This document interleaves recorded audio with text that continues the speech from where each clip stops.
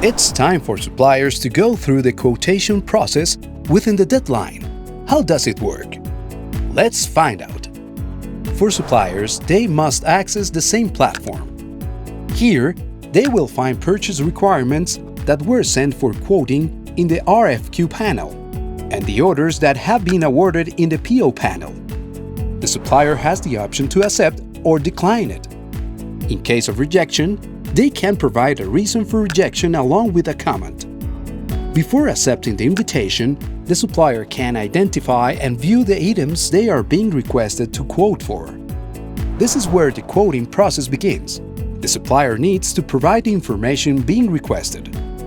First thing is the unit price, then delivery time, delivery conditions, payment terms, a quote number reference, and delivery details for the materials in the purchase order.